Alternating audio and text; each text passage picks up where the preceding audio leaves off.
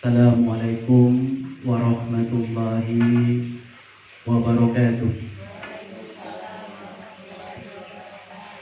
Enggak semangat nih, sekali lagi. Assalamualaikum warahmatullahi wabarakatuh. Waalaikumsalam warahmatullahi wabarakatuh. Alhamdulillah. Alhamdulillahil wahidil ahadis samad. Alladzi lam yalid wa lam yulad wa lam yakul lahu kufuwan ahad. Ahmaduhu subhanahu wa ta'ala wa askuruh wa usni alaihi wa nukabbiruh wa nastahdihi wa nastaghfiruh wa nusalli wa nusallim Muhammadin sallallahu alaihi wasallam wa ala alihi wa ashabihi wa man da'a bida'watik waqtada bisunnatik ila yaumil la raiba fi. A'udzu billahi minasyaitonir rajim. Bismillahirrahmanirrahim. Ya ayyuhalladzina amanu taqullaha haqqa tuqatih wa la tamutunna illa wa antum muslimun. Rabbi shrah li sadri wa yassir li amri wahlul 'uqdatam min lisani yafqahu qawli. Alhamdulillahirabbil alamin. Ibu-ibu, saudara-saudara, bapak sekalian dirahmati Allah Subhanahu wa taala. Alhamdulillahirabbil alamin. Kita bisa bertemu kembali, bisa bermuhajahah, bisa bersilaturahim di tempat kediaman Ibu Titin, di tempat kita sebut seperti Mutiara Butik gitu kira-kira Bu ya. Alhamdulillah hari ini kita mengadakan pertemuan sekaligus pengajian gitu. Mudah-mudahan pertemuan kita kali ini bisa berlanjut, karena kata Rasulullah, barang siapa menapaki jalan untuk mencari ilmu, maka Allah mudahkan jalannya menuju surga. Amin, amin ya robbal alamin. Jadi terima kasih besar kepada ibu-ibu, bapak-bapak yang hadir pada kesempatan kali ini. Mudah-mudahan hadirnya kita semua hari ini menjadi wasilah Allah senantiasa berikan kesehatan, berikan keberkahan, berikan keistiqomahan buat kita semua untuk terus menjalin silaturahim. Amin, amin ya robbal alamin. Ibu-ibu yang dirahmati Allah Subhanahu wa taala. Hari ini masih masuk bulan Rabiul Awal.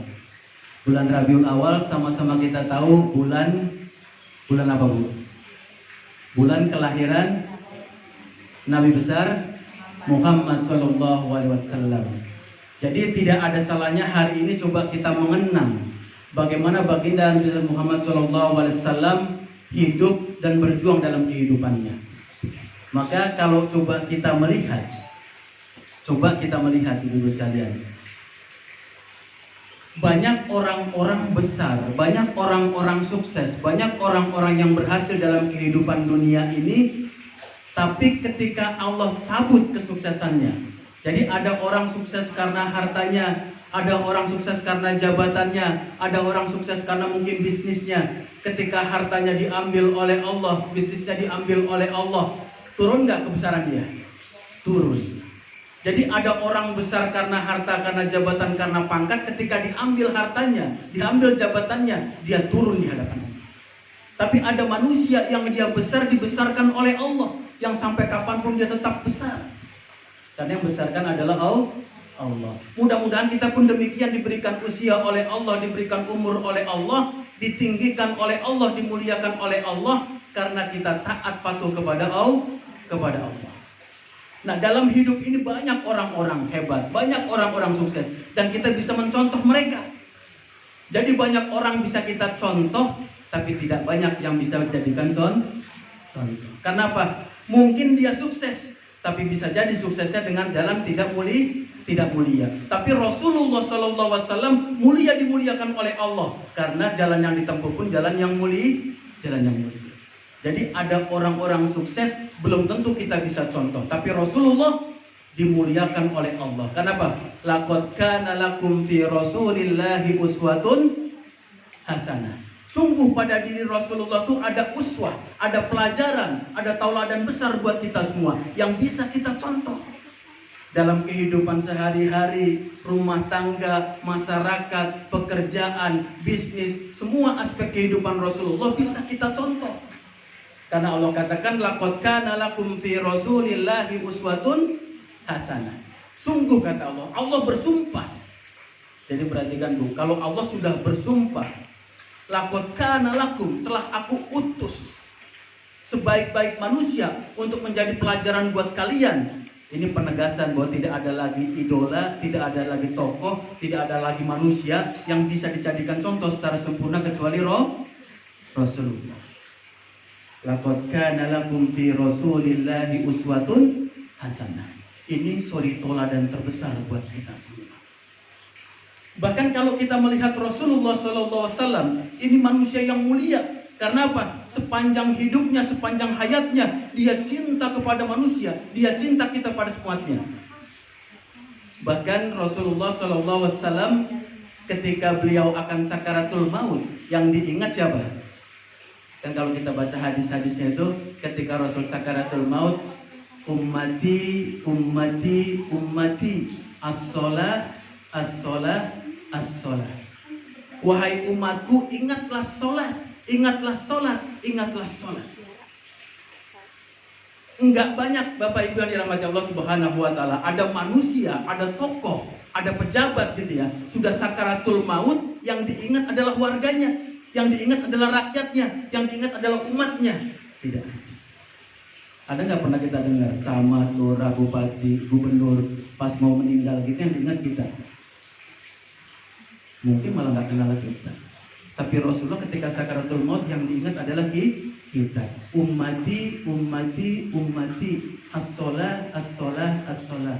Wahai umatku, umatku, ingatlah sholat. Karena sesungguhnya sholat menjadi penolong bagi orang-orang beriman. Jadi ketika bicara Rasulullah SAW, ini manusia mulia. Karena apa? Dia cinta kepada kita melebihi cinta orang tua kepada kita.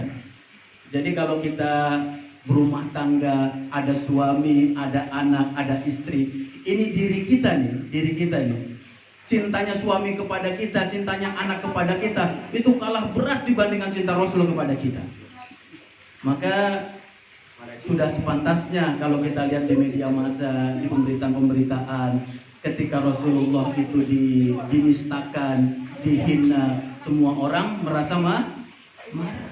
Karena ini manusia mulia yang cinta kepada kita melebihi cinta orang tua kepada kita, melebihi cinta suami kepada kita. Karena apa? Karena Rasulullah paling sayang kepada umatnya. Bahkan Rasul ketika sakaratul maut, ketika akan dicabut ruhnya oleh malaikat, lalu Rasulullah bertanya kepada Jibril, wahai Jibril, apakah ada manusia ketika dicabut nyawanya lebih berat daripada aku? Kan sama-sama kita tahu orang kalau sakaratul maut itu kondisinya ringan atau berat kira-kira Bu? Sakaratul maut orang detik-detik mau mati itu berat atau ringan kira-kira Bu? Berat.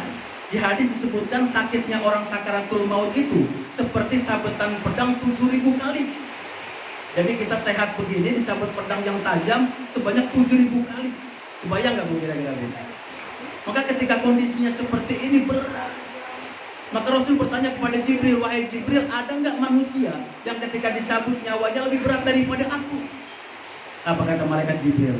Wahai Rasulullah, semenjak penciptaan manusia pertama kali sampai nanti manusia yang paling akhir, tidak ada yang paling ringan dicabut ruhnya kecuali engkau ya Rasulullah. Lalu apa kata Rasulullah? Wahai Jibril, saksikan, berikan kepada aku siksa yang berat agar umatku mendapatkan sakaratul maut yang ringan.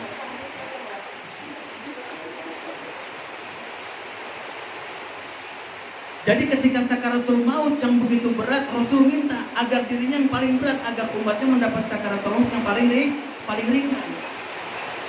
Jadi begitu cintanya Rasul kepada kita sampai-sampai ketika sakaratul maut masih umatnya yang diingat, masih kita yang diingat.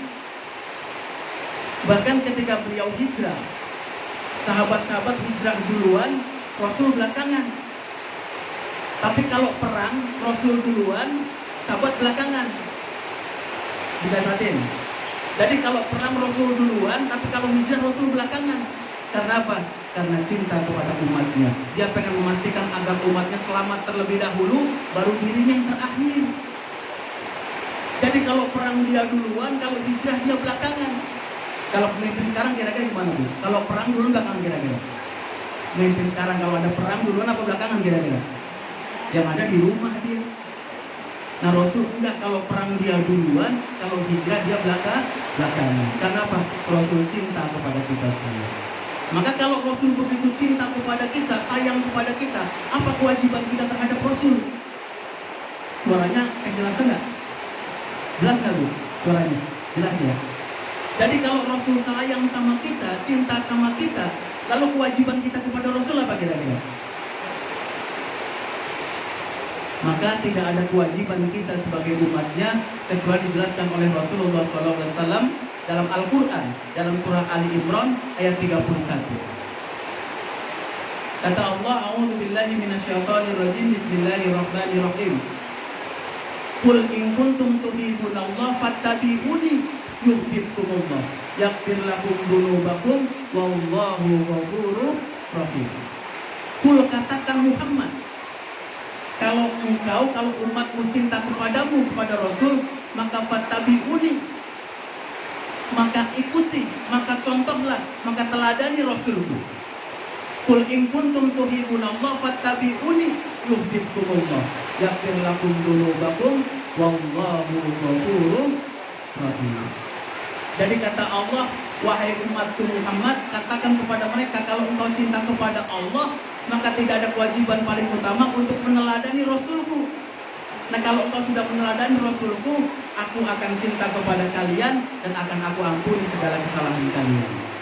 Jadi qul in kuntum tuhibbunallah fattabi'uni yuhibbukumullah yaghfir lakum dzunubakum wallahu ghafurur rahim. Jadi kalau kita cinta kepada Rasul, Allah pun cinta kepada kita. Kalau cinta kita kepada Rasul, Allah ampuni kesalahan kita. Maka jangan pernah lupa dalam hidup ini yang paling kita cintai adalah Rasul. Karena dengan kita cinta kepada Rasul, Allah cinta kepada kita. Dengan cinta kita kepada Rasul, Allah ampuni kesalahan kita. Lalu apa yang harus kita contoh dari Rasulullah? Apa yang mesti kita teladani dari Rasulullah? Apa yang mesti kita ikuti dari Rasulullah? Apa kira-kira Bu? Apa yang harus kita contoh dari Rasulullah? Kalau di majelis-majelis ilmu, majelis-majelis kajian yang lain, kehidupan Rasulullah, rumah tangga Rasulullah, interaksi Rasul dengan masyarakat, ada akhlak-akhlak mulia itu yang dikajikan. Nah hari ini kita akan coba lihat sisi yang lain. Bagaimana meneladani akhlak Rasulullah dalam berbisnis, dalam berniaga, dalam berdagang. Yang seperti ini nggak banyak dikaji. Padahal semua aspek kehidupan Rasulullah itu mulia, penuh dengan akhlak mulia. Laqad kana lakum fi Rasulillahi uswatun hasanah. Sungguh pada diri Rasul ada uswah yang terbaik, ada pelajaran yang terbaik, ada akhlak yang terbaik. Maka hari ini kita akan belajar bagaimana Rasulullah SAW menjalankan usahanya, menjalankan niaganya, menjalankan bisnisnya. Bagaimana akhlak beliau dalam berdagang, bagaimana akhlak beliau dalam berbisnis. Orang kalau usaha, kalau bisnis, kalau niaga, ujung-ujungnya pengen dapat apa Bu? Dapat apa Bu? Dapat untung. Semua orang kalau usaha, bisnis, niaga, punya bisnis, pasti ujung-ujungnya pengen dapat untung, pengen dapat uang, pengen dapat harta. Nah sebelum kita kaji bagaimana akhlak Rasulullah dalam berdagang, kita mau lihat dulu bagaimana Islam memandang harta itu, bagaimana Islam mengarahkan kita mengenai harta itu. Pelan-pelan Bu ya. Jadi bagaimana Al-Quran, Allah dan Rasulnya mengajarkan kita tentang harta, tentang materi, tentang rizki, tentang uang yang kita punya. Pertama, bicara masalah harta, materi, rizki, uang yang kita punya. Kalau kita punya harta sejatinya untuk apa kira-kira fungsinya Bu? Allah berikan rizki kepada kita, berikan harta kepada kita, berikan materi kepada kita. Pas udah kita punya harta dan materi itu buat apa kira-kira? Buat apa kira-kira? Kan kita kan tiap hari tuh posting di sosmed ya kan, japriin orang, terus dapat orang order dan dapat untung. Nah, untung itu buat apa? Buat kita. Buat apa? Buat hidup sehari-hari. Buat apa lagi kira-kira? Udah japriin orang tiap malam gitu kan, update status tiap hari, tiap malam. Dapat uang, dapat untung tuh buat apa kira-kira, Bu? Dikumpulin buat sehari-hari. Buat apa lagi kira-kira? Buat apa, Bu? Sedekah.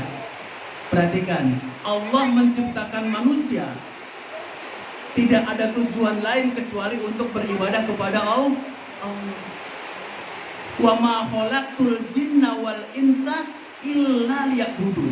Tidak aku ciptakan jin, kata Allah. Bahkan jin, bukan cuma manusia. Allah ciptakan jin dan manusia tidak ada tujuan kecuali untuk beribadah kepada Allah. Jadi kalau kita saja diciptakan oleh Allah untuk ibadah, lalu kita diberikan rezeki oleh Allah, diberikan harta oleh Allah, diberikan uang oleh Allah, maka pasti harta dan uang itu untuk keperluan ibadah. Tidak ada keperluan lain. Jadi pahamkan kita kalau kita diberikan rezeki oleh Allah, harta, uang, materi, itu semua dalam rangka beribadah kepada Allah. Karena sejatinya ibadah itu perlu harta. Bahkan ada ibadah-ibadah tertentu yang kalau nggak punya harta nggak bisa ibadah kita. Kalau sholat mungkin nggak perlu uang. Kalau zikir mungkin nggak perlu uang. Kalau tilawah, qiraat, baca Quran mungkin nggak perlu uang. Tapi Allah buat ibadah-ibadah khusus yang tidak bisa dia dilaksanakan kecuali dengan harta. Apa contohnya, Bu? Apa contohnya? Zakat, ya Bu ya. Bagaimana kita bisa zakat kalau nggak punya uang? Sedekah, infak, haji, apalagi? Banyak ibadah-ibadah Allah buat sedemikian rupa dalam rangka agar umat sadar diberikan harta, diberikan materi untuk ibadah, bukan tujuan lain. Jadi pertama harta yang kita punya untuk ibadah. Jadi kalau kita berniaga, kita berbisnis, kita berdagang, ingat. Ini kita ujung-ujungnya ngejar harta dan harta buat ibadah. Jadi kalau dalam proses nanti kita dagang, kita bisnis, berinteraksi dengan orang, mungkin malah menzalimi orang lain, menyakiti orang lain, menyinggung orang lain. Jangan sampai. Tujuan akhir kita dagang untuk dapat uang, dan uang itu untuk ibadah. Maka pastikan ketika kita berniaga, berbisnis, berdagang, semua dalam rangka ibadah. Lalu ketika Allah berikan kemudahan kita dalam berdagang, berusaha, berniaga, dapat harta, dapat uang, dapat materi, itu harta punya siapa, Bu? Kira-kira, Bu? Punya siapa kira-kira, Bu? Ibu nih di rumah tangga nih, ada ibu, ada anak, ada suami. Suami kerja di kantor. Biasanya kerja kan gaji bulanan, Bu ya. Jadi kerja hari pertama, hari kedua sampai hari ke-29. Hari ke-30 cek di ATM udah gajian belum. Dia datang ke ATM, dicek, udah masuk gajinya. Lalu diambil sebagian, taruhlah 5 juta, diketik 5 juta, enter. Keluar uang cash 5 juta. Nah, uang cash 5 juta di tangan suami kita punya jauh. Punya jauh. Suami kerja di kantor gaji bulanan, pas dicek udah gajian, diambil 5 juta tangan cash ini punya jauh. Kalau ibu deh, ibu punya usaha, punya bisnis di sosial media, punya apa namanya ya? Kalau kita sebut kayak reseller lah gitu, Bu ya. Kita masarin produk laku, bulanan dapat untung, Bu. Ini dari kita sendiri nih. Kita usaha selama sebulan dapat untung nih. Sebut saja lah 2 juta untung kita sebulan. Jadi uang 2 juta punya Bu. Jangan ibu pegang nih. Bukan suami, ibu yang usaha, ibu pegang 2 juta untungnya punya Bu. Tadi nggak adil nih. Tadi suaminya punya ibu, sekarang punya ibu lagi.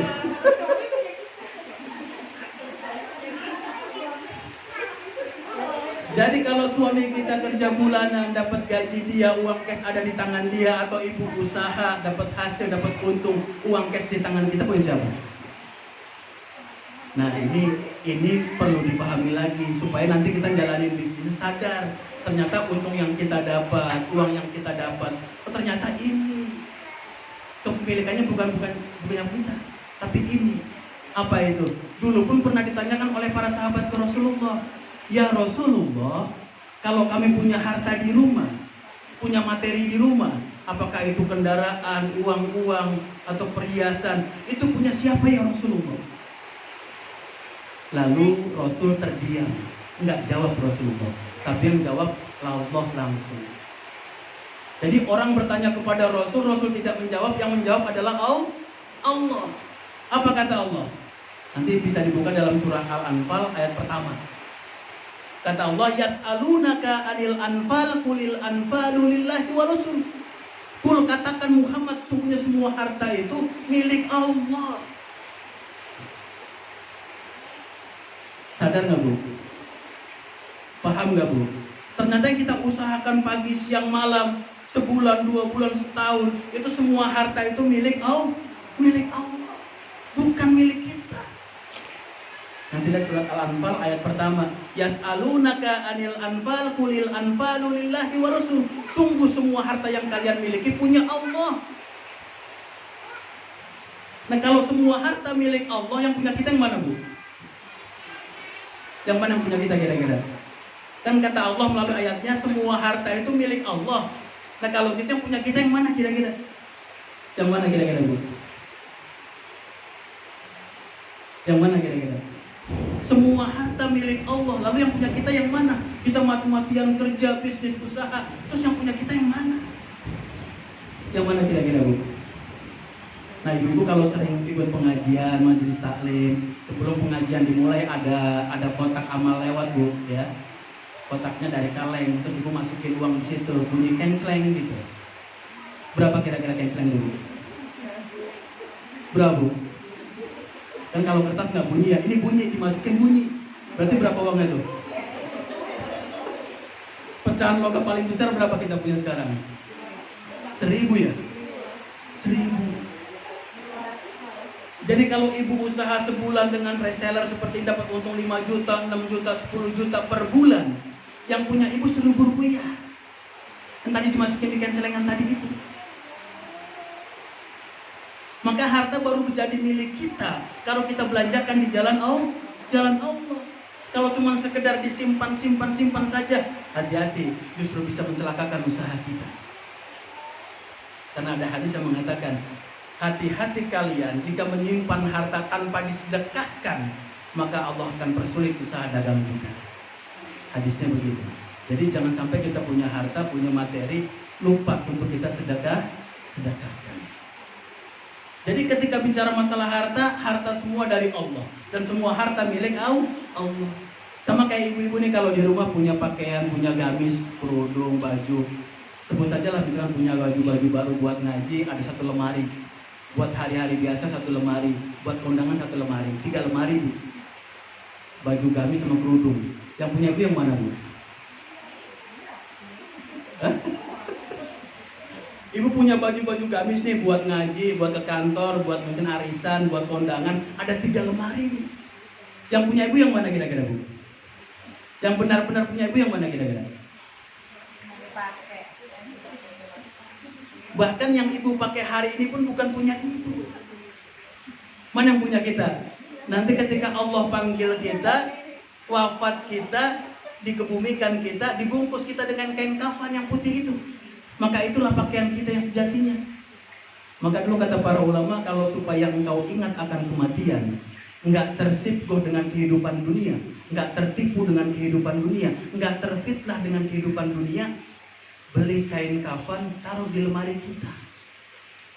Kapan-kapan cobain. Jangan baju baru terus yang kita cobain. Ada yang punya nggak Bu? Mau nyoba?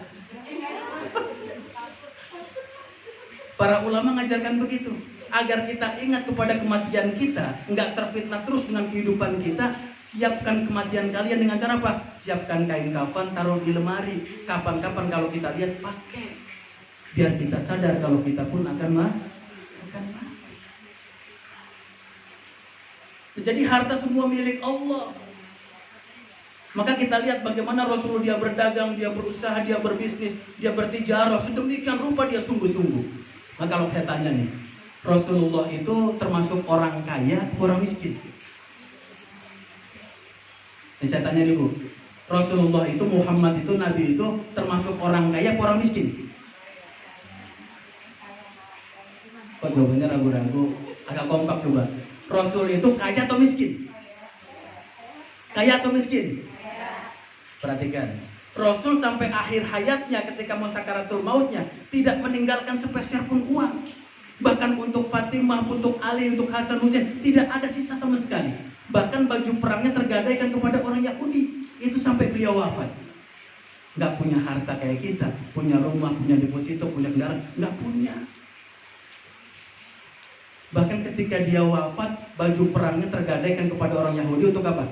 Ditukar dengan segantang kurma untuk makan sehari-hari. Dan di hadis yang lain disebutkan Rasul itu kalau dia berinteraksi dengan orang-orang, senangnya ketemu dengan orang kaya atau orang miskin kira-kira? Rasul itu. Kalau kita nggak usah ditanyain, ini Rasul nih. Rasul senangnya ketemu orang kaya, orang miskin kira-kira. Ternyata Rasul lebih suka ketemu dengan orang-orang miskin, dengan sahabat-sahabat yang miskin. Maka kalau dia ke pasar, dia cari sahabat-sahabat miskin, dia dekati, duduk sama-sama, ngobrol berdua. Gitu. Lalu sekarang kembali pertanyaan tadi, Rasul kaya atau miskin? Jadi rubah jawabannya. Miskin atau kaya Bu, Rasul itu? Rasul kaya atau miskin? Perhatikan, ada yang ingat nggak kisahnya Rasul ketika mengkhitbah Khadijah, melamar Khadijah? Apa mas kawin Rasulullah? Ada yang ingat? Ternyata Rasul mengkhitbah Khadijah, istri pertamanya, dengan 20 ekor unta terbaik. Saya tanya, harga unta tahu nggak Bu? Berapa unta satu ekor Bu? Kalau pernah umroh, pernah haji, pernah datang ke pasar unta itu, unta di sana ada jenjangnya. Tapi kalau diambil range-nya, rata-ratanya itu yang paling murah 25 juta, yang paling mahal 60 juta. Tapi di hadis ini disebutkan mahar Rasulullah 20 ekor unta terbaik. Berarti berapa harganya Bu? 60 juta satu ekor kali 20 berapa Bu? Ayo dihitung cepat Bu, berapa Bu? 20 ekor kali 60 juta berapa? 1,2 miliar. Belum ditambah dengan 72 ukiah emas.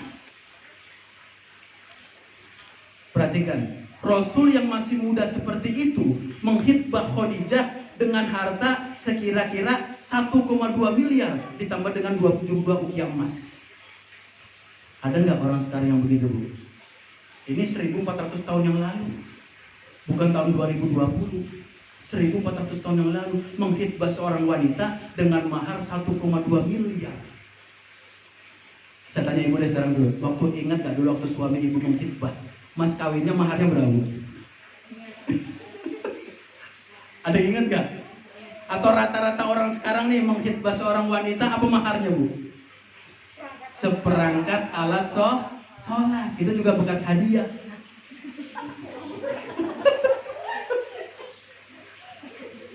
Jadi kalau begitu Rasul kaya atau miskin? Kaya. Bolak-balik jawabannya ya. Tadi kaya, sekarang miskin, sekarang kaya lagi. Lalu Rasul itu kaya atau miskin? Perhatikan Bu, perhatikan jawabannya. Rasul itu kaya tapi bergaya miskin. Kalau kita gimana Bu? Nah, bukan saya ngomong ya. Rasul itu kaya tapi bergaya miskin. Sedangkan kita kebanyakan apa? Kebalikannya, miskin bergaya kaya. Itu bedanya Rasul dengan kita. Maka kita harus sadar betul harta yang Allah berikan kepada kita sejatinya untuk kita ingat kepada Allah. Karena semuanya adalah milik Allah. Bahkan rizki yang Allah berikan kepada kita Bu, rizki yang Allah berikan kepada kita, kita diperintahkan untuk ikhtiar, berusaha sedemikian rupa. Tapi Allah sudah jamin setiap insan itu rizkinya masing-masing. Ini mesti dipahami, diingat betul. Setiap orang dilahirkan di muka bumi ini telah digenapkan oleh Allah, telah disempurnakan oleh Allah rizkinya masing-masing. Dan wallahi demi Allah dia tidak akan mati sampai rizkinya disempurnakan oleh Allah. Perhatikan Bu ya. Jadi rizki sudah dijamin oleh Allah. Dan manusia tidak akan mati sampai rezekinya disempurnakan oleh Allah. Contoh nih misalkan, di Lauh Mahfuz kita dicatat umur kita 60 tahun. Kalau kita makan beras, makan nasi, kira-kira lah selama 60 tahun kira-kira mungkin 1000 kilogram. Terus yang udah kita makan Bu, 999 kilogram. Berarti kurang berapa kilo Bu? Target kita, jatah kita 1000 kilo. Udah kita makan tiap hari sampai sekarang udah 999 kilogram. Berarti kurang berapa kilo lagi? Kurang 1 kilo lagi. Nah, ibu tidak akan bisa mati sampai ibu genapi dan makan 1 kilo itu. Bisa dipahami? Begitu maha kuasanya Allah, dijamin semua rezeki umatnya, bahkan dia tidak akan mati sampai sempurna rezekinya. Jadi kalau kita baru 999 kilo kurang 1 kilo, nggak akan pernah bisa mati. Kan janji Allah begitu, sampai digenapkan rezekinya baru dia mati. Nah, maka ketika berikhtiar, berusaha, berdagang, berbisnis, jangan khawatir, jangan takut. Rezeki sudah dijamin oleh Allah. Tinggal kita berusaha, berikhtiar, sungguh-sungguh pasti diberikan rezeki oleh Allah. Pernah nggak Bu, awal-awal ngerintis bisnis reseller ini, pernah mungkin kepikiran, ini saya jalin bisnis gini bisa nggak ya? Mana di sosmed gaptek, megang handphone jarang-jarang, ini suruh tiap hari update di sosmed, ini bisa jalanin nggak ya? Terus kepikiran juga, ketika sudah diupdate di sosmed, dan ada nggak orang yang mungkin tertarik dengan dagangan kita?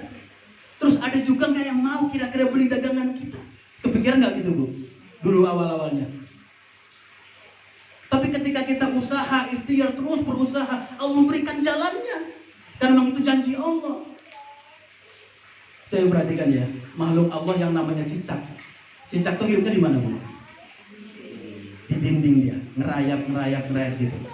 Makanan cicak apa Bu? Nyamuk. Hidup nyamuk di mana? Dia terbang kemana-mana Bu. Pertanyaannya, itu cicak untuk mendapatkan rezeki, dapatkan makanan, ngejar nyamuk atau nyamuk nagitin cicak kira-kira?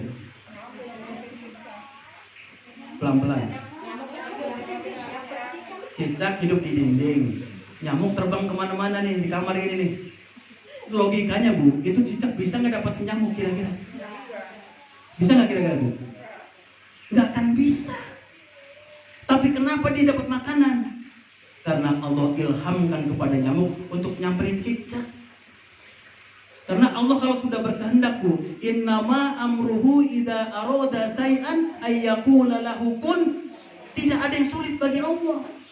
Maka ketika kita berdagang, berusaha, berikhtiar, jangan takut nggak dapat rezeki. Cicak saja yang rezekinya sedemikian susah dijamin oleh Allah.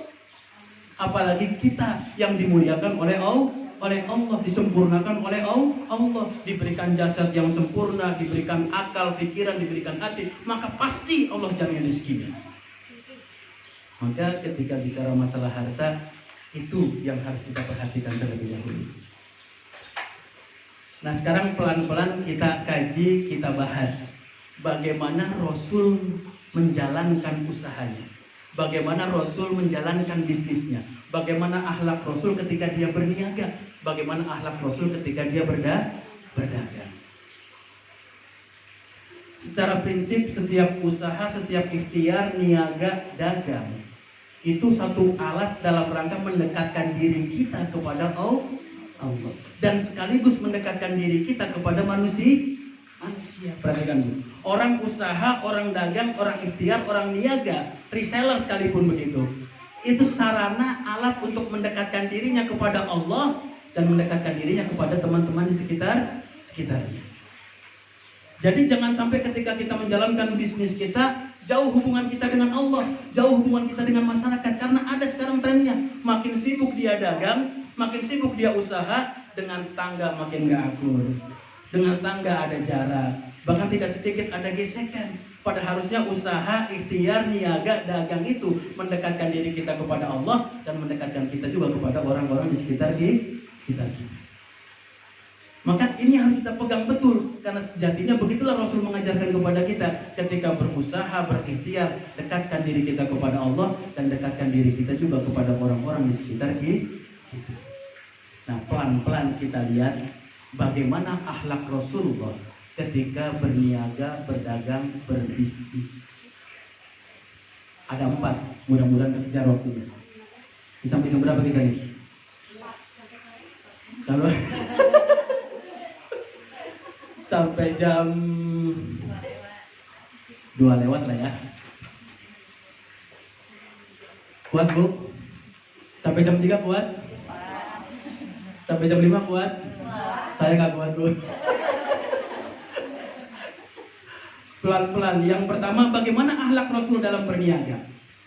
Pertama, harus kita pahami, setiap orang ikhtiar, usaha, niaga harus mengedepankan kejujuran. Satu Bu ya. Ini kaidah pertama nih.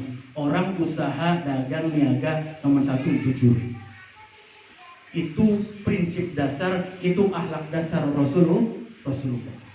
Karena Allah perintahkan begitu. Nanti buka dalam surah As-Saff ayat kedua.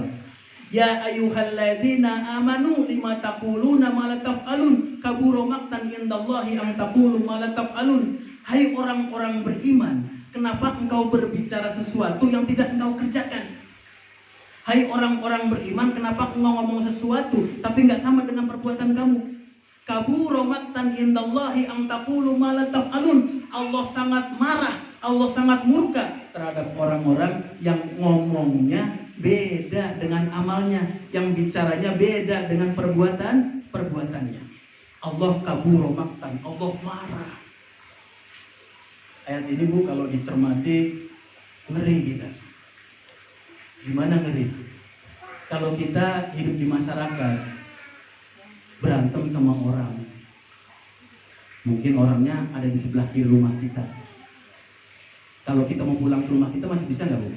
Misalkan kita punya hutang nih, udah jalan tempo, kita tarsok terus, ditagih tarsok, dia marah sama kita. Terus kalau kita pulang ke rumah kita masih nggak bisa pulang kita, masih bisa pulang nggak kira-kira? Dia ada sebelah kiri, bisa kita pulang dari sebelah kanan. Ngutang lagi sama sebelah kanan juga. Udah jatuh tempo, tarsok lagi. Jadi kiri kanan kita marah sama kita. Bisa nggak kita pulang ke rumah kita Bu? Kirinya marah sama kita, kanannya marah sama kita. Masih bisa Bu, kita lewat dari depan. Ya nggak Bu? Atau kiri, kanan, depan juga kita utangin, marah semua sama kita. Lewat mana? Lewat belakang. Kiri, kanan, depan, belakang udah kita ulangin juga Bu. Masih bisa nggak kita pulang Bu? Bisa nggak Bu? Masih bisa, pulang kampung. Enggak Bu? Kita pulang kampung masih bisa menghindar. Artinya apa? Kalau kita punya masalah dengan manusia, masih banyak cara untuk kita menghindar. Tapi Allah yang marah kepada kita, Allah yang punya langit dan bumi, mau pindah kemana kira-kira Bu? Kita hidup di dunia, Allah marah, Allah yang punya bumi, kita pergi kemana kira-kira Bu?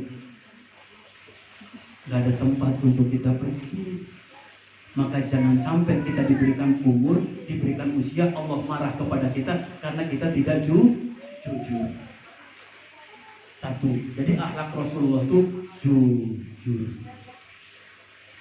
Pernah suatu ketika Rasul ketika sedang berdagang, sebelum diangkat sebagai nabi, dia dagang di kota Mekah. Lalu ada orang datang beli dagangan Rasulullah. Jadi mungkin Rasul punya dagangan 10 buah, dibeli 5 kira-kira lah. Lalu orang ini sudah deal, bayar, lalu dia berkata kepada Rasulullah, wahai Muhammad, aku pengen tawaf dulu, karena nggak jauh dari situ adalah Ka'bah, dia mau tawaf. Aku mau tawaf dulu, aku titipkan harta ini, barang ini kepadamu. Terus orang ini pergi untuk tawaf. Muter di Ka'bah, dia tawaf, dia pulang, dia lupa. Kalau dia jadi beli barang Rasulullah, dia langsung pulang ke rumah. Jadi beli dagangan, beli barang, ditinggal, dititipin ke Rasulullah, dia tawaf, nanti mau diambil lagi. Pas habis tawaf, dia lupa, langsung pulang ke rumah. Ingatnya kapan? Ingat 3 hari kemudian. Apa yang terjadi? Bersegera orang ini mencari Rasulullah di Mekah. Maka diburu-buru ke pasar di Mekah. Ternyata apa yang terjadi? Masih kita jumpai Rasulullah berdiri menunggu titipan barang orang itu persis ketika orang itu meninggalkan Rasulullah. Lalu ditanya oleh orang ini, wahai Muhammad, kenapa engkau berdiri menjaga barangku persis sama seperti engkau aku tinggalkan? Apa kata Rasulullah? Karena engkau bertitip kepadaku untuk menjaga barangmu, maka aku jaga barangmu demi Allah. 3 hari Bu, diri nungguin barangnya orang dengan posisi yang sama, karena Allah sudah memberikan garansi kepada Rasulullah dengan kejujuran akan menjadi manusia yang mulia. Maka Rasul jaga betul karena sudah komitmen, dia tungguin itu barangnya. Ada kisah lagi ketika Rasulullah berdagang ke Syam. Syam itu di utara Jazirah Arab. Dulu ketika orang berdagang ke Syam itu berkabilah-kabilah, rombongan-rombongan. Rasul termasuk orang paling muda pada saat itu, bergabung dengan kabilah-kabilah saudagar-saudagar yang lebih senior. Mereka dagang ke negeri Syam. Lalu saudagar-saudagar yang senior itu berkata gimana kepada teman-teman yang lain? Ini celaka Muhammad. Gara-gara dia dagang, usaha kita jadi terganggu. Dia jujur, terus dagang. Udah dagang jujur lagi kata mereka. Perhatikan dulu. Muhammad tuh orang yang jujur, udah jujur dagang lagi dia. Udah dagang jujur lagi. Karena zaman dulu kalau orang dagang itu nggak ada yang jujur. Maka dia heran. Ini ada orang jujur dagang, ada orang dagang jujur. Apa kata mereka? Kita kerjain Muhammad, biar dia kapok. Maka ketika sampai di Syam, semua buka dagangannya, gelar dagangannya, mereka berkongsi untuk menjatuhkan Rasulullah. Bagaimana caranya? Nanti bisa diterapkan juga dalam bisnis kita nih. Jadi yang seperti ini nggak boleh. Apa yang mereka lakukan? Dia berkomplot, berembuk gimana caranya menjatuhkan Muhammad dengan cara damping. Tahu damping? Bukan emping, damping. Tahu damping Bu? Tahu damping nggak? Banting harga. Jadi ada berapa kabilah termasuk Muhammad di situ ketika sudah mulai buka dagangannya, semua banting harga. Maka otomatis semua pedagang, semua penjual pembeli itu datang kepada orang-orang kafir Quraisy karena harganya jatuh. Maka habislah dagangan semua kafir Quraisy kecuali dengan Muhammad. Karena mereka berpikir gimana? Kita kuat-kuatan aja. Siapa yang kuat modalnya dia akan bertahan. Kan kita banyak harta, kita banting harga nggak masalah. Gitu kata mereka. Jadi ketika udah banting harga, mereka habis semua barangnya, yang nggak laku punya Muhammad. Lalu kata saudara-saudara yang kafir tadi berkata kepada Muhammad, wahai Muhammad, kenapa nggak ikut cara kami? Banting aja harganya, potong aja harganya. Apa kata Rasulullah? Ini dagangan bukan dagangan saya. Ini dagangan Khadijah. Dan saya diamanai oleh Khadijah untuk menjaga barang dan menjualnya. Apa kata mereka? Khadijah kan jauh di Mekah, ini di Syam. Mana nggak ada video call lagi zaman itu. Nggak ada WA, nggak ada video call. Nggak akan tahu dia. Apa kata Muhammad? Khadijah mungkin nggak tahu, tapi Allah pasti tahu. Maka ketika dibujuk sedemikian rupa nggak bisa, lalu mereka berkata kepada Muhammad, wahai Muhammad, udahlah, kami udah habis dagangan, udah laris semua, udah nggak ada barang lagi, saya mau pulang. Kau biar sendiri di sini. Itu zaman dulu Bu, kalau ada perkataan seperti itu ancaman. Orang dulu kalau dagang tuh bersama-sama, berombongan-berombongan, kalau pulang bareng-bareng lagi supaya apa? Terhindar dari begal, perampok dan seterusnya. Dan jalan juga dulu susah, nggak ada petunjuk arah, nggak ada wazir, nggak ada Google Map. Jadi kalau pulang sendiri pasti nyasar. Muhammad dikatakan begitu, itu intimidasi buat Rasulullah. Jadi lihat bagaimana kejujuran Rasulullah. Jadi dipegang betul akhlak yang pertama, yaitu jujur. Akhlak yang kedua dari Rasulullah ketika berniaga, berdagang, yang kedua apa?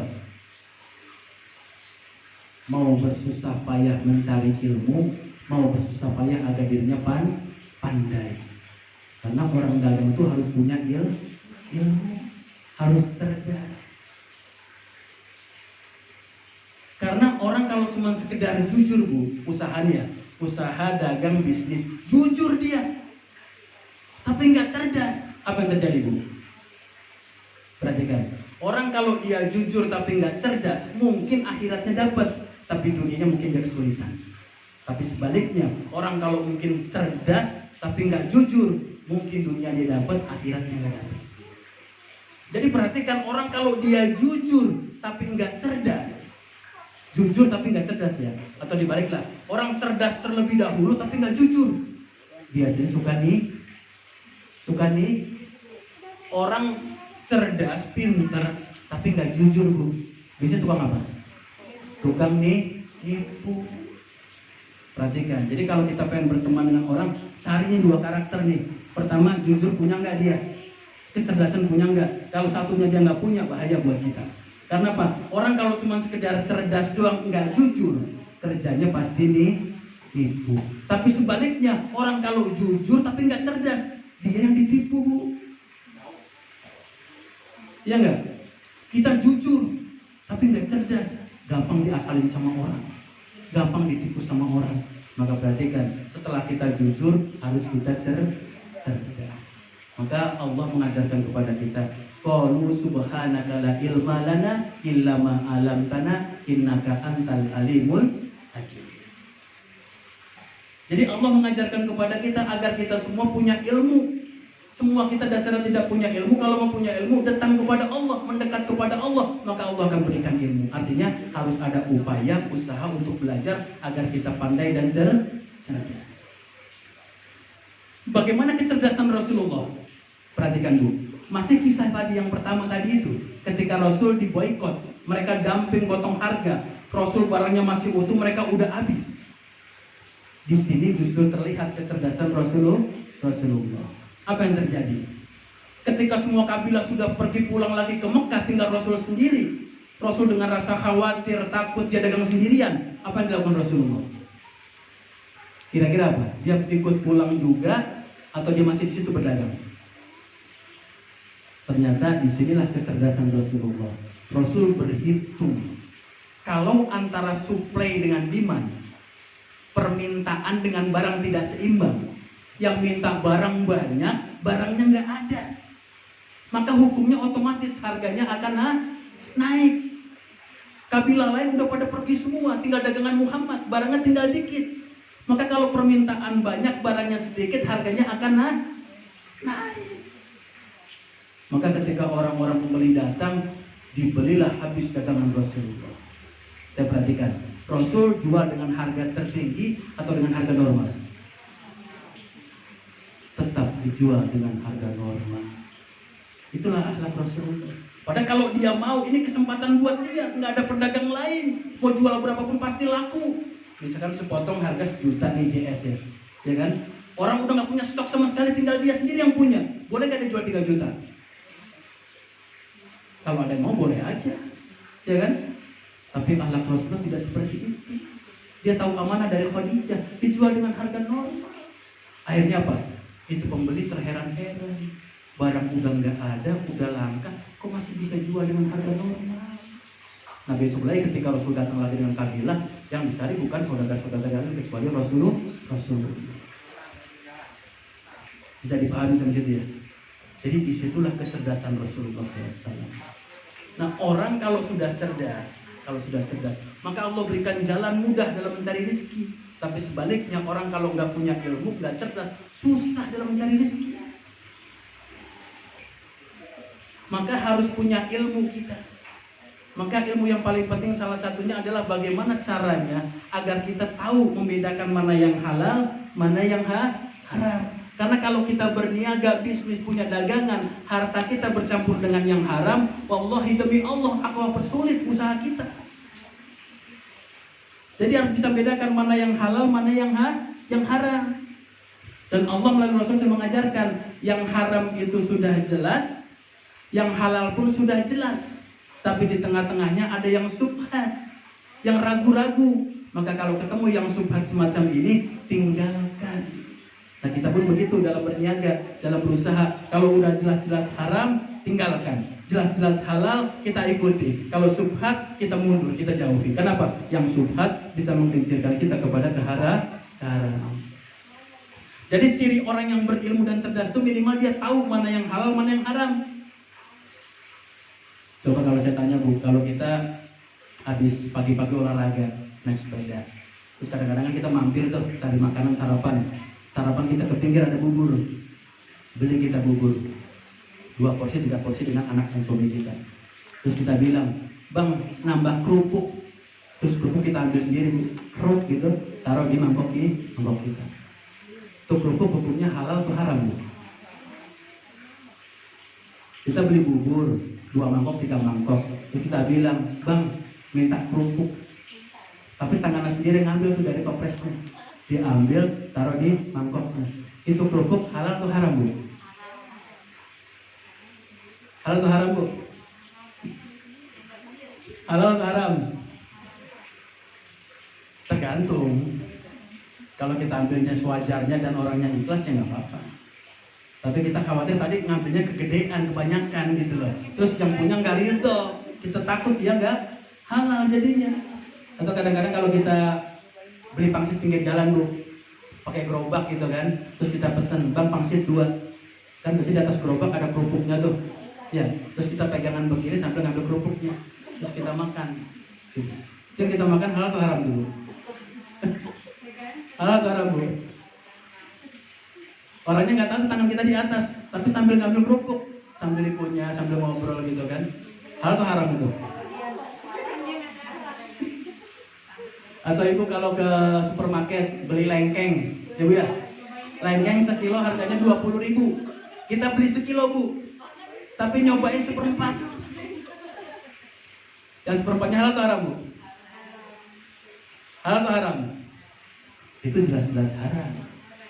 Karena seperempat itu berarti kan seperempatnya dari sekilo kan. Kalau sekilonya 20.000, itu mesti bayar 5.000 harusnya, ya kan? Tapi dia nyobain gratis. Padahal jelas-jelas ada tulisannya, dilarang nyobain, gitu. Masih nyobain juga, dan seperempat kilo lagi nyobainnya. Maka pasti itu haram. Nah, jadi ketika bicara masalah kejujuran penting, tapi kecerdasan nomor 2 harus kita punya.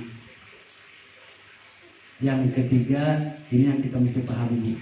Ternyata Rasul dalam berdagang, dalam berbisnis, dalam berniaga memperbanyak sedekah. Kok bisa Ustadz? Ini kan kita dagangan, bukan lembaga sosial, ngasih sumbangan ke sana sini. Justru disitulah Rasul mengajarkan kepada kita. Jadi perhatikan, walaupun kita usaha, dagang, bisnis, punya perniagaan, jangan pernah lupa untuk bersedekah. Perhatikan Bu, ada kisah di Mekah pada saat itu para sahabat mengadu kepada Rasulullah. Ini sahabat-sahabat para pedagang mengadu kepada Rasulullah. Ya Rasulullah, kami sudah dagang bertahun-tahun, tapi untung kami kecil sekali untung kami ya Rasul. Apalagi dibandingkan dengan orang Yahudi, dibandingkan dengan pedagang-pedagang Yahudi, mereka untung besar, sedangkan kami untung kecil. Padahal kami jual di tempat yang sama, barang dagangannya sama, kualitasnya sama, tapi untung kami kecil, untung mereka besar. Mereka mengadu kepada Rasulullah. Lalu Rasul malah bertanya kepada mereka, kenapa bisa begitu? Lalu mereka ceritakan, ya Rasulullah, orang Yahudi itu kalau dagang, kan Yahudi sudah terkenal ya, tabiatnya, adatnya nakal. Maka mereka umumnya mengurangi timbangan. Jadi kalau ada orang beli sekilo, dikurangin barang 100 gram. Ada orang beli 1 meter, mungkin dapatnya 0,85 meter. Dan seterusnya, timbangan, ukuran dikurangi. Sedangkan kami ya Rasulullah ketika berdagang, ada orang minta beli 1 kilo, saya kasih 1 kilo, enggak saya kurangin sedikit pun. Gitu. Perhatikan dia, kalau Yahudi kalau dia dagang, takaran dikurangin, timbangan dikurangin, ukuran dikurangin. Tapi kalau orang Islam dia dagang sekilo, orang beli sekilo, ya dikasih sekilo, enggak sedikit pun dia kurangin. Mendengar cerita seperti ini, Rasul kira-kira membenarkan orang-orang Islam atau gimana kira-kira? Jadi orang Yahudi ngurangin, mereka mah nggak ngurangin, minta sekilo ya sekilo, 2 kilo ya 2 kilo, nggak dikurangin sedikit pun juga. Bagaimana sikap Rasul? Kata Rasulullah, kalian salah dalam berdagang. Perhatikan Bu, Ada orang beli sekilo, dikasih sekilo, kata Rasul salah. Yang benar gimana? Yang Yahudi dikurangin. Lalu yang benar yang mana? Lalu kata Rasulullah, kemarilah kalian semua, aku ajarkan cara berdagang. Lalu berkumpullah mereka semua dekat Rasul. Apa kata Rasul? Kalau engkau berdagang, lalu datang pembeli, mau beli 1 kilo, jangan engkau kasih 1 kilo. Jangan engkau kasih 1 kilo kalau dia minta 1 kilo. Lalu gimana ya Rasulullah? Tambahkan. Nanti maksudnya Bu? Ada nggak kalau kita di pasar beli daging sekilo, sama dia ditambahin lagi 2 potong tuh, dia timbangannya lebih antep lagi. Ada nggak begitu Bu? Nggak ada. Ada apa nggak ada? Oh kita yang minta ya. Pada Rasul mengajarkan kalau ada orang beli sekilo, tambahin. Rugi dong Tat, itu hitungan kita. Ya nggak Bu?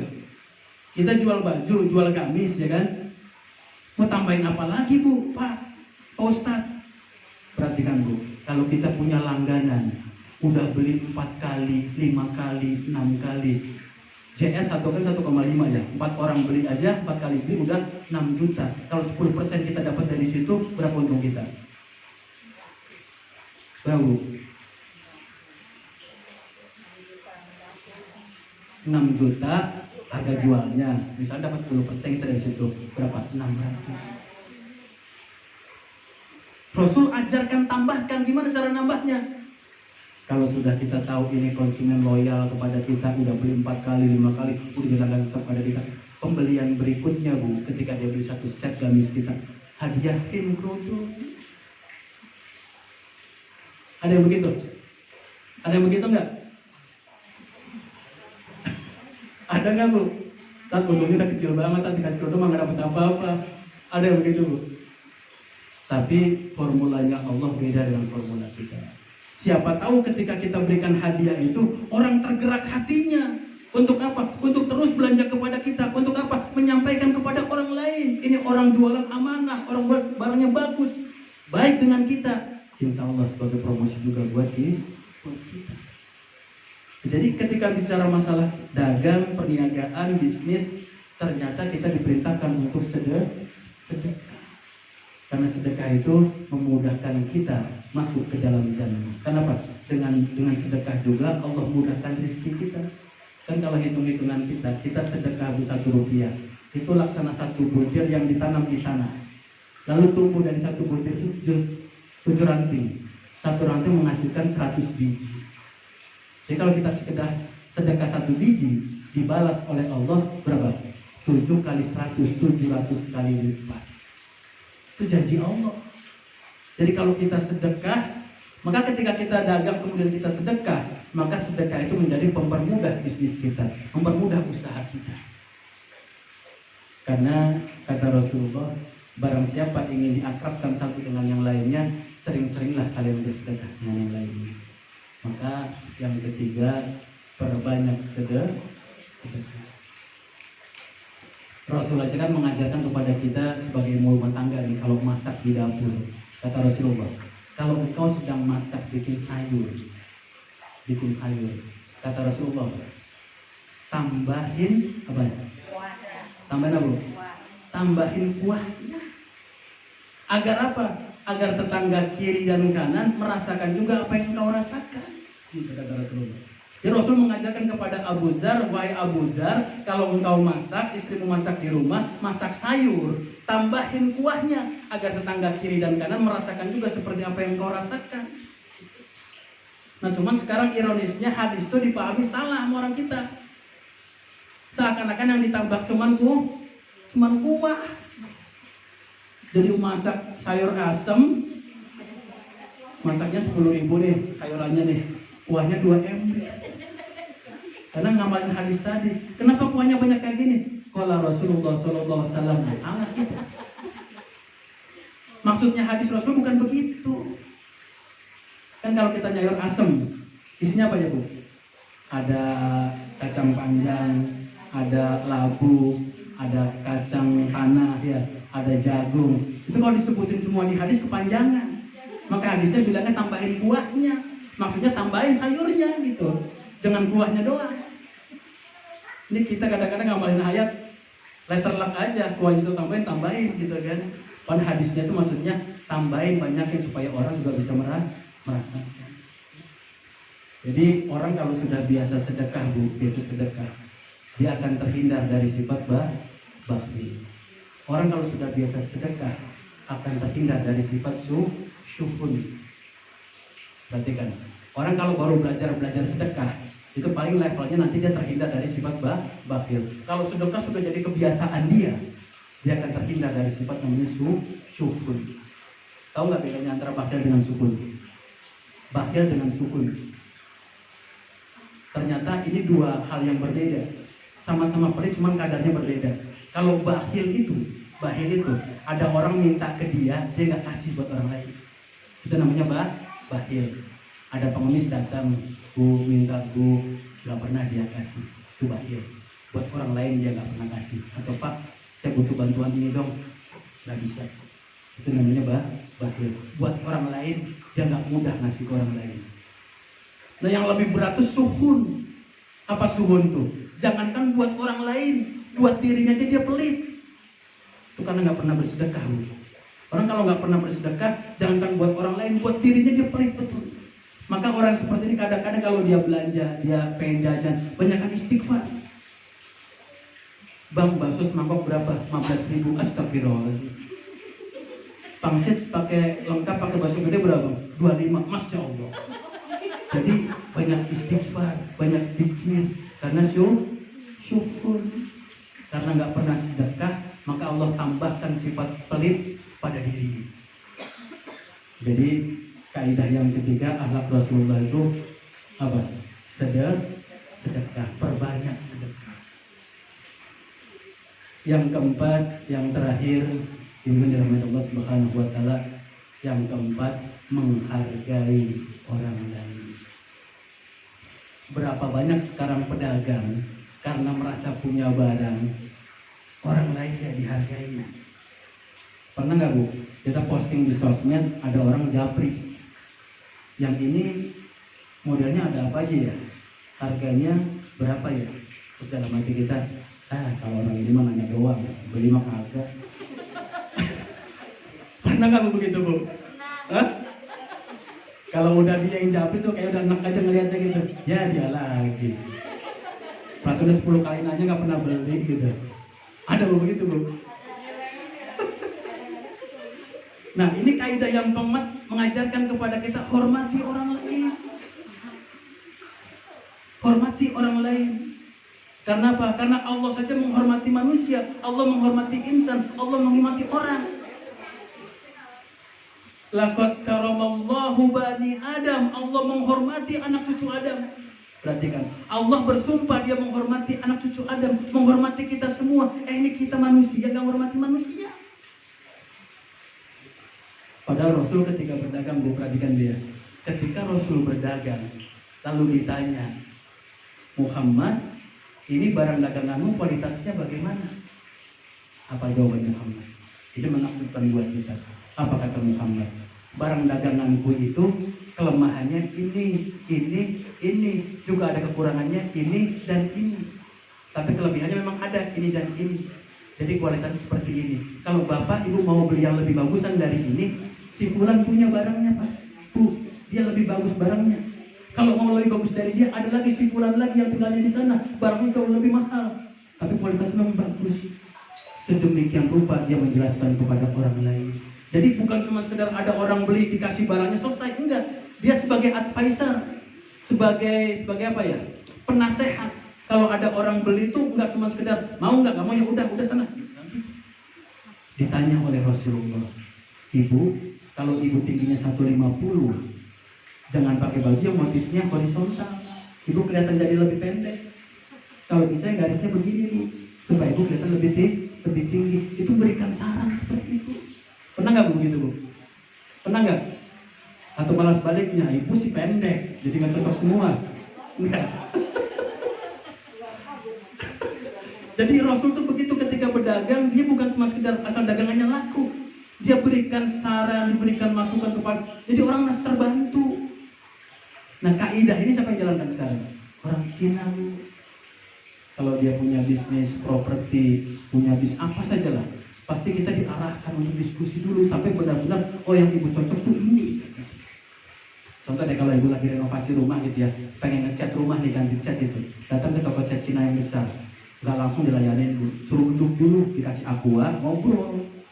Rumah ibu luasnya berapa? Oh, sekian pak. Udah pakai cat apa sebelumnya? Oh, catnya ini. Ibu mau warna apa? Warnanya gini. Diajak diskusi dulu. Ibu kalau rumahnya seperti ini, ininya begini, kurang cocok kalau pakai warna yang seperti ini, harusnya begini bu, atau mungkin dioplos dengan ini. Akhirnya orang tuh benar-benar yakin ini yang harus dia beli. Karena berapa banyak sekarang pembeli bu datang itu, dia tidak dengan keyakinan penuh mau beli yang mana. Maka fungsi kita untuk menjelaskan kepada kita yang dia pas, yang dia cocok tuh yang ini. Nah, jadi kita diperintahkan untuk menghormati orang lain. Nah, kadang kita nih, jangankan untuk menghormati orang lain, kadang-kadang kita ketemu dengan orang lain sudah bawaannya suuzon. Ya nggak bu? Buruk sangka aja dengan orang lain. Bagaimana bisa menghormati orang lain? Contohnya misalnya rumah tangga atau di masyarakat lah. Tetangga bulan lalu udah ganti mobil, bulan ini ganti mobil lagi. Apa kata kita? Paling suaminya kagak dealer gitu. Ya bu, paling kita di dealer suaminya. Atau kalau kita lagi jalan gitu kan, ngeliat rumah kok gede banget, bagus banget, mewah banget, terus kita bilang, ini mah kalau nggak korupsi nggak bisa. Ada yang begitu bu? Kita suuzon, buruk sangka. Kita bilang kalau orang ini nggak korupsi nggak bisa, padahal belum tentu. Siapa tahu dia miara tuyul. Jadi kadang-kadang kita gampang untuk apa? Berburuk sangka kepada orang lain. Padahal bisa jadi orang lain itu dia begitu karena belum kenal kita. Kalau kita kenal dengan dia, maka akan terjalin tali silaturahmi. Dengan cara seperti itu bisnis kita akan dimudahkan oleh Allah. Maka 4 cara itu Bapak Ibu dirahmati Allah Subhanahu wa taala, mudah-mudahan menjadi kiat, menjadi trik, menjadi cara kita untuk terus mengembangkan bisnis kita. Dan kita sadar sesungguhnya bisnis ini, dagang ini pun bagian kita beribadah kepada Allah.